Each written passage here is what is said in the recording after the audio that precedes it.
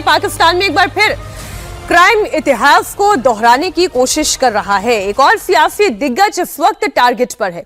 पाकिस्तान के पूर्व प्रधानमंत्री इमरान खान को लेकर बड़ी खबर आपको दे दूं। इमरान खान की एक आंख की रोशनी चली गई है। 85% तक उनकी विजिबिलिटी खत्म हो गई है और इसकी पूरी साजिश के पीछे कोई और नहीं बल्कि आसिम मुनीर है। यह खुलासा पाकिस्तान की सुप्रीम कोर्ट के आदेश पर हुई जांच में हुआ।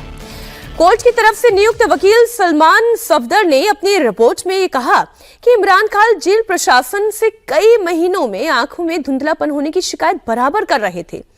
अक्टूबर 2025 तक उनकी नजर नॉर्मल थी, लेकिन बाद में दाईं आंख की रोशनी अचानक चली गई। डॉक्टर्स ने जांच में पाया कि उनकी आंखों में खून का थक्का, एक आंख है दाईं आंख है, उसमें खून का थक्का आ गया और समय पर इलाज नहीं मिला तो धीरे धीरे रोशनी जाती रही। इमरान खान के परिवार ने सीधे सीधे आसिम मुनीर को इस पूरे खेल का मास्टरमाइंड बताया है। थोड़ी देर पहले इमरान खान के बेटे ने भी सोशल मीडिया पर एक पोस्ट लिखा। जो उन्होंने लिखा वो आपके सामने रख देती हूं। अपने पिता की आंख को लेकर मुनीर पर ही उन्होंने सवाल खड़े किए। आज मेरा दिल टूट गया था। आज दिल हिल गया था कि हमने ऐसे शख्स के लिए जो 2.5 साल से जेल के अंदर बैठे हैं, हमने काफ़ी नहीं किया। हमने जो हमें करना चाहिए था हमने नहीं किया उनके लिए। सब ने उनके साथ ज़्यादती किया है। जो मैं सुन के आ रही हूँ उनकी आँख के बारे में, ये अब्दुल, क्या नाम है, गफूर, उसका अब्दुल गफूर अंजम, ये नाम याद रखें। 3 महीने से इमरान खान कहते हैं कि मैं उनको बता रहा था कि मेरी आँख में नज़र नहीं आ रहा है, मुझे एक आँख में। 3 महीने पहले से वो ना इनका इलाज करवा रहा था, ना करने की कोशिश की भी उसने। डॉक्टर तक नहीं बुलाया। 2 हफ्ते तक बिल्कुल उनकी नज़र बंद थी और वो कह रहे थे कि मेरी आंख में नज़र नहीं आ रहा। एक और बड़ी खबर आपको दे दें, इमरान खान के समर्थन में बड़े प्रदर्शन का ऐलान हो गया है। लोगों में आक्रोश है। खैबर पख्तूनख्वा के सीएम सोहेल अफरीदी ने चैलेंज किया है कि अगर इमरान खान को कुछ हुआ तो पाकिस्तान जलेगा। सोहेल अफरीदी ने अपने स्टेटमेंट में यह क्लियर मैसेज दिया है कि इमरान खान के सपोर्टर्स सड़कों पर उतरेंगे, पुलिस से रोके नहीं रुकेंगे, पीटीआई वर्कर अपना हक लेने के लिए उतरेंगे, पाकिस्तान की सरकार और आर्मी के खिलाफ आर पार की जंग लड़ेंगे। आपका मुल्क दिवालिया तकरीबन कर चुका है, लेकिन आपकी इंटरेस्ट देखें। आप इमरान खान साहब की आंख के पीछे लगे हुए हैं, आप इमरान खान साहब के जान के पीछे लगे हुए हैं। आपको पाकिस्तान की कोई फिक्र ही नहीं है। लेकिन पाकिस्तानी अभी हाथ पर हाथ धरे नहीं बैठ सकते। अभी पाकिस्तानियों को कोई भी नहीं रोक सकता। पाकिस्तानियों को, पाकिस्तान तहरीक इंसाफ के वर्कर्स को हम भी नहीं रोक सकते, क्योंकि ये इमरान खान साहब की जिंदगी का मसला है। पाकिस्तान के सबसे बड़ी सियासी जमात के लीडर के जिंदगी का मसला है और इस पर अवाम चुप नहीं बैठेगी। अगर फर्ज करें खैबर पख्तूनख्वा की अवाम निकलती है और वो खैबर पख्तूनख्वा को बंद करती है, तो इसमें मेरी पुलिस उनको रोकेगी नहीं, क्योंकि वो अपना हक मांग रही है। हक की बात हो रही है। पाकिस्तान में कौन सा हुक्मरान जिंदा बचा भी है? या तो वो जिंदा बचा नहीं, अवधेश जी, मार दिया गया, मरवा दिया गया, बीमार कर दिया गया। अब नंबर इमरान खान का है। नहीं, इमरान खान के साथ जो कुछ भी हुआ है ये बहुत भयानक है।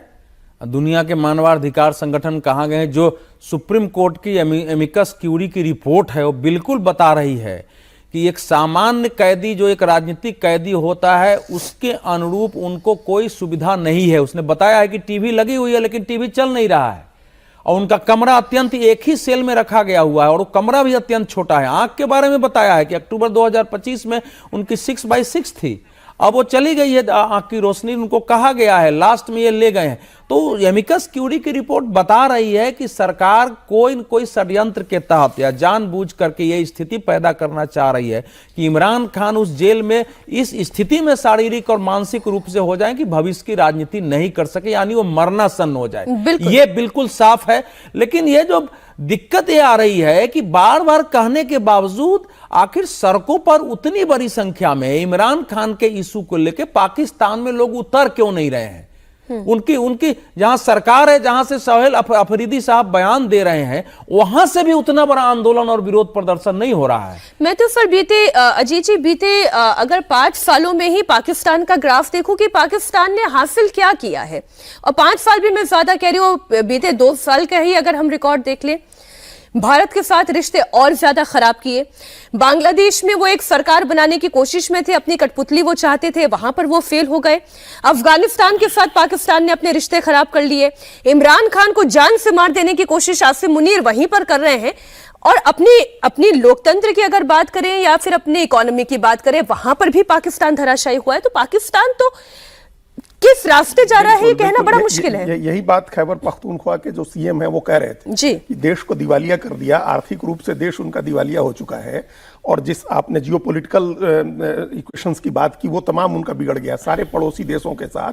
अब वो सऊदी अरब के साथ जो भी संबंध बनाना चाहें या तुर्की के साथ, लेकिन जहां जहां सीमा लगती है या जहां जहां से उनके यहाँ जो संगठन जो नाराज लोगों का समूह है, जो चरमपंथी लोग हैं, उनके साथ उनको भी आप काबू नहीं कर पा रहे हैं। अफगानिस्तान बलूचिस्तान को आप नहीं कर सकता रहे हैं, बलूचिस्तान में हो, खैबर पख्तूनख्वा में सब जगह आपकी स्थिति बिगड़ रही है। लेकिन असली बात क्या है, वो बहुत खराब है। 2.5 साल से इन्होंने इमरान खान को जेल में रखा है, तो ऐसा नहीं है कि वो बहुत अच्छा उस बीच काम करते रहे और बहुत अच्छी स्थिति कर दी है उन्होंने। असली सवाल यह है जो अभी कहा अवधेश जी ने, सोहेल अफरीदी की क्या अपील थी? उन्होंने अपील की कि हमारे राज्य में लोग सड़कों पर उतरे तो पुलिस उन्हें नहीं रोकेगी। हाँ, तो इसके बावजूद लोग नहीं निकल रहे हैं। तो अब इमरान खान की एक ही उम्मीद है, पॉपुलर अपराइजिंग, वहां एक विद्रोह हो, लोकप्रिय विद्रोह, लोग सड़क पर उतरे, लोग आंदोलन करें, तभी अंतर्राष्ट्रीय मानवाधिकार संगठनों पर भी दबाव होगा, दुनिया की दूसरी सरकारों के ऊपर भी दबाव होगा।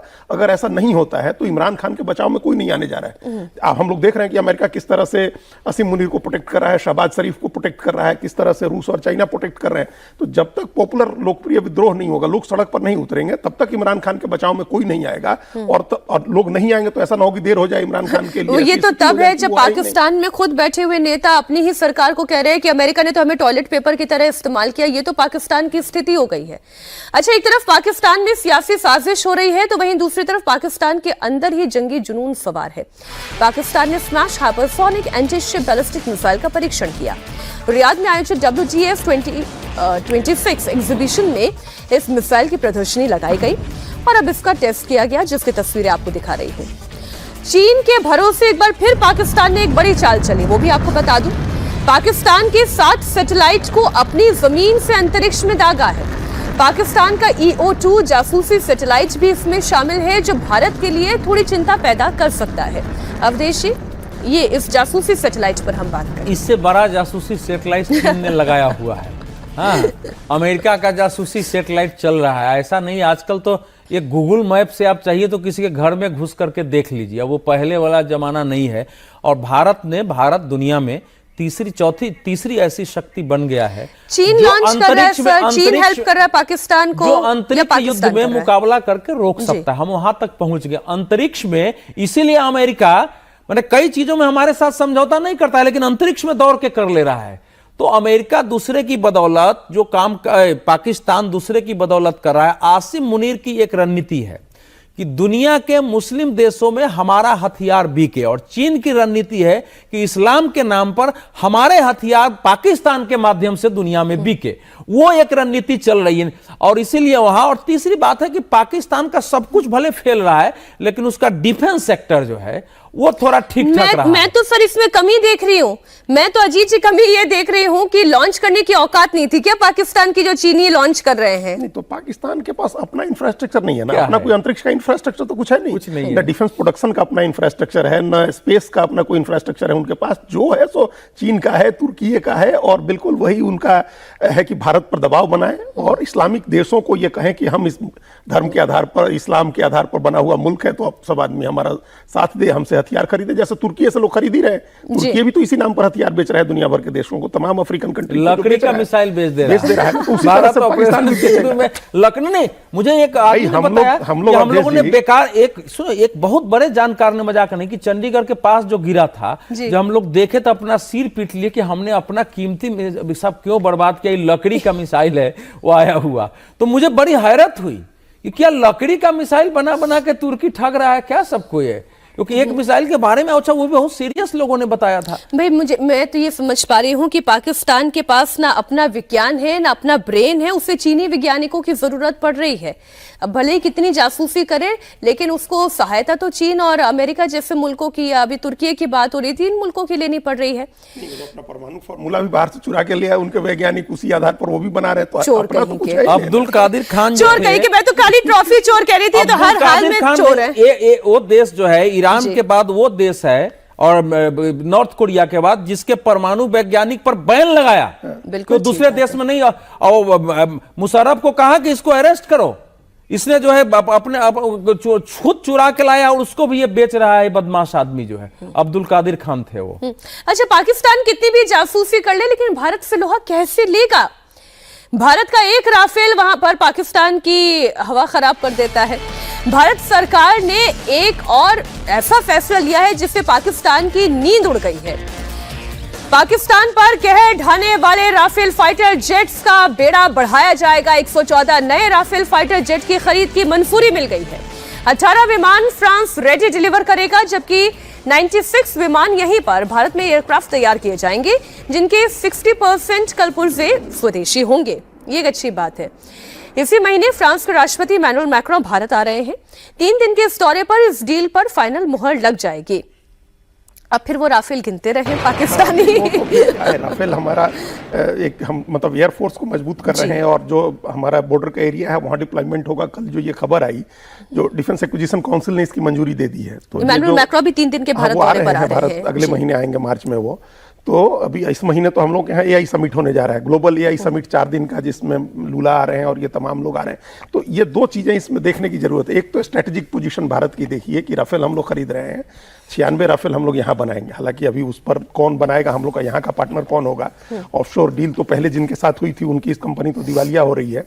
तो हम लोग बनाएंगे यहाँ अपना, और स्वदेशी कल पुर्जे होंगे, हमारा एयरफोर्स का बेड़ा मजबूत होगा। एक स्ट्रेटेजिक पोजीशन है ये, स्ट्रेटेजिक वो मजबूती है।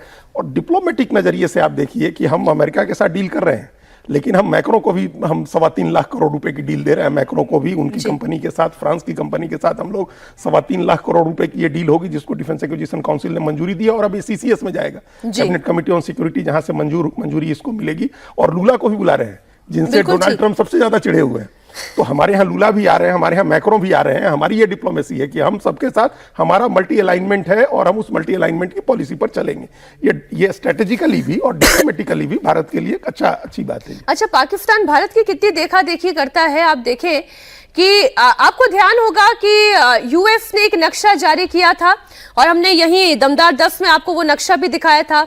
उस नक्शे में हमने ये भी देखा कि कैसे यूएस ने पूरे कश्मीर को भारत का हिस्सा बताया था।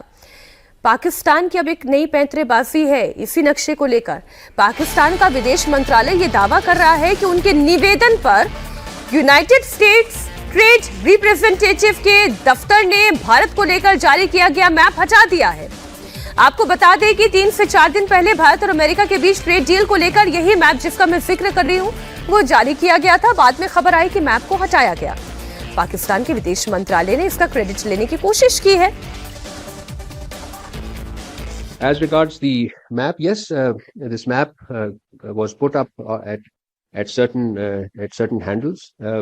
We contacted the U.S. authorities. They realized that this map was illegal, and we note with satisfaction that the U.S. side made the requisite correction to highlight the legal UN-sanctioned map of this of our region.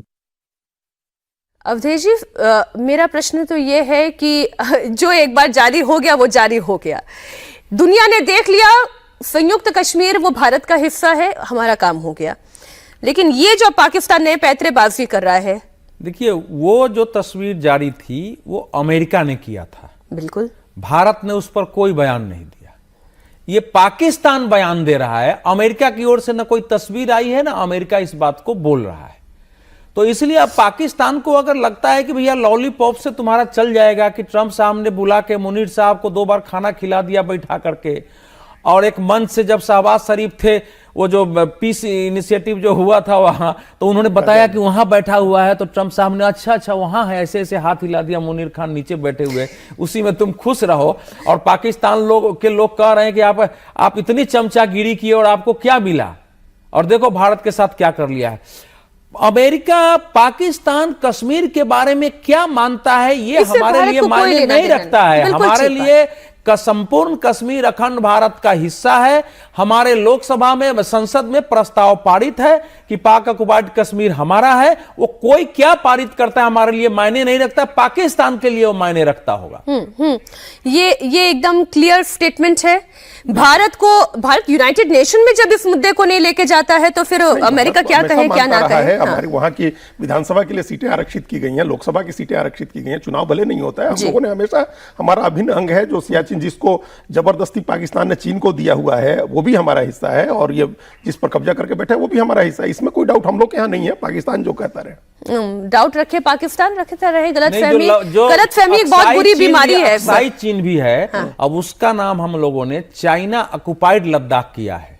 चीन अधिकृत लद्दाख, उसको भी America ने भारत के नक्शे में दिखाया था। केवल वो चीन अधिकृत अक्साई चीन नहीं है वो। उसके लिए मैं दर्शकों को भी कहूंगा कि हम लोग उसको चीन अधिकृत लद्दाख बोलेंगे। चीन अधिकृत लद्दाख और पाकिस्तान ऑक्यूपाइड कश्मीर, ये भारत का स्टैंड है। अब चलते चलते एक खबर आपको दे दे। नॉर्थ कोरिया के तानाशाह किम जोंग उन ने अपनी 13 साल की बेटी किम जुए को अपना उत्तराधिकारी चुन लिया है। दक्षिण कोरिया की खुफिया एजेंसी ने यह दावा किया है। मात्र 13 साल की उम्र में बेटी को उत्तराधिकारी चुन लिया गया है। उम्र से तो घुमा रहे थे उनको कि 11 साल की उम्र से, और बजाबता जहां हथियारों का परीक्षण होता था, मिसाइल की टेस्ट होता, तो वहां लेके जाता था किम जोंग उन उनको, अपनी बेटी को। वहीं से साफ तो हो ही गया था कि यही उत्तराधिकारी होंगी।